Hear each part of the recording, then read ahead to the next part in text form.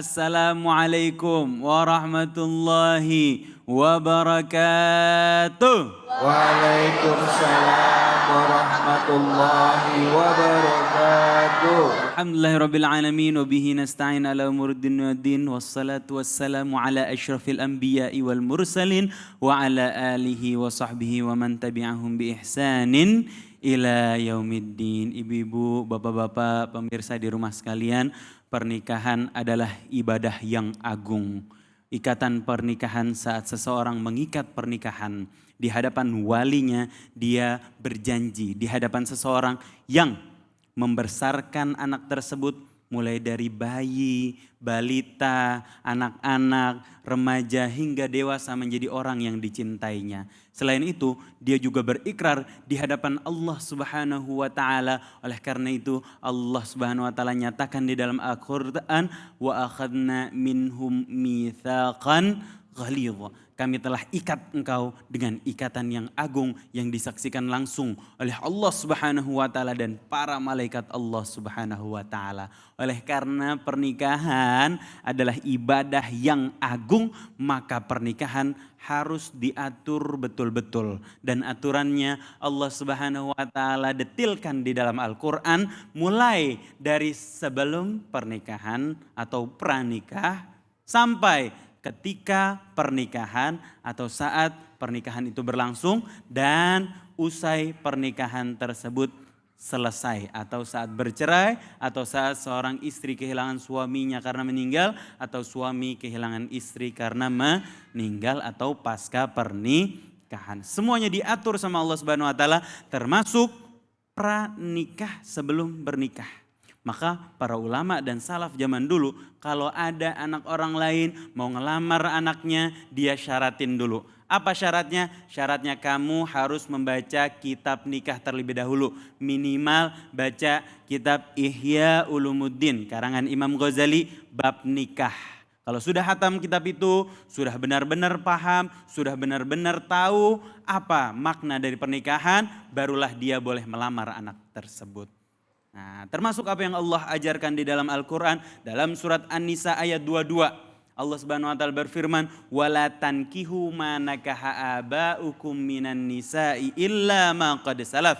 Janganlah engkau menikahi perempuan yang sudah dinikahi oleh ayah kamu.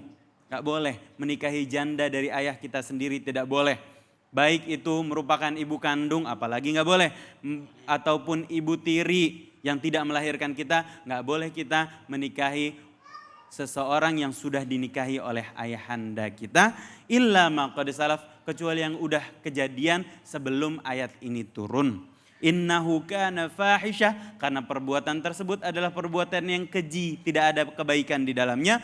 Wa maqtan, dan dibenci oleh Allah Subhanahu wa taala. Wa sa'a sabila, dan jalan yang buruk. Kenapa buruk? Karena dia akan mempengaruhi nasab. Jadi kacau nasabnya, dan akan mempengaruhi DNA. Jadi kacau DNA-nya karena sudah lebih dulu bercampur dengan ayahanda. Kemudian Allah jelaskan di dalam surat An-Nisa ayat ke-23 bahwa siapa saja yang tidak boleh kita nikahi.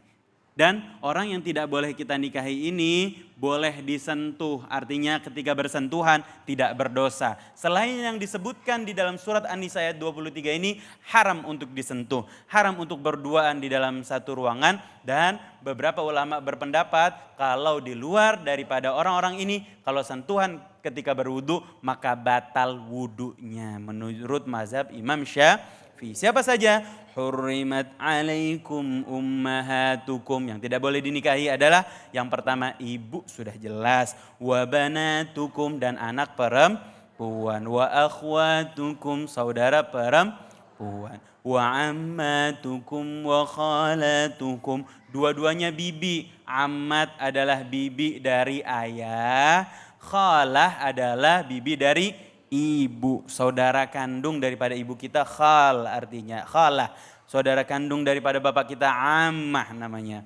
Wa banatul akhi wa banatul ukh, dua-duanya adalah keponakan, baik dari saudara laki-laki dan saudara perempuan. Wa ummahatukumul lati arda'nakum, dan ibu sesusuan kita, wa akhwatukum minar radha'ah, dan saudara sepersusuan. Apa syaratnya sepersusuan? Syaratnya dia harus menyusui kurang dari 2 tahun atau 2 tahun pas. Di atas 2 tahun, apalagi kalau udah remaja, apalagi kalau udah tua, enggak sah.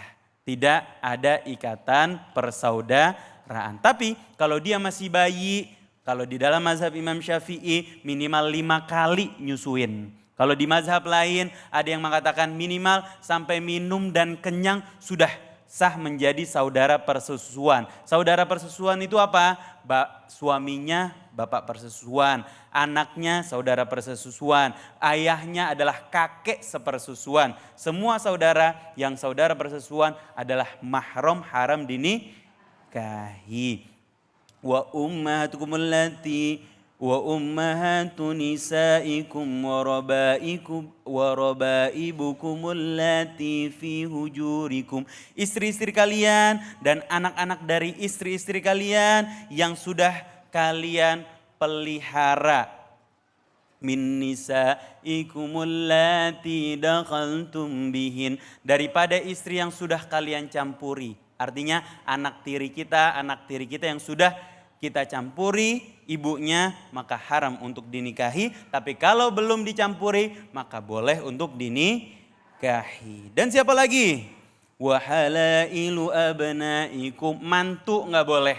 Termasuk mertua juga enggak boleh. Wa antajma'u bainal ukhtaini illa ma qad salaf, dan juga enggak boleh menikahi kakak beradik sekaligus kecuali yang udah kejadian sebelum ayat ini turun.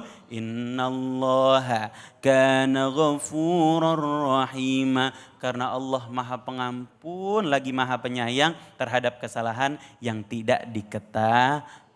Wallahu a'lam bishawab. Silahkan kalau ada pertanyaan. Masya Allah Habib. Saya ingin bertanya, belakangan ini kita sering mendengar kekerasan seksual dalam rumah tangga. Untuk itu, apa hukumnya dan bagaimana Islam melindungi perempuan dari hal tersebut? Terima kasih. Wassalamualaikum warahmatullahi wabarakatuh. Waalaikumsalam warahmatullahi wabarakatuh. Kekerasan seksual dalam rumah tangga artinya ini dilakukan oleh suami kepada istrinya, gitu. Kekerasan seksual kan? Atau kepada incest atau kepada saudara yang bisa tadi jadi. diharamkan. Iya. Silakan Habib. Seringkali kita mendengar berita seperti itu, dan ini hal yang sangat dikutuk di dalam Islam. Fahish. Pemerintah atau orang-orang yang memegang kuasa hukum harus mengambil tindak tegas terhadap hal ini. Bagaimana tindak tegasnya?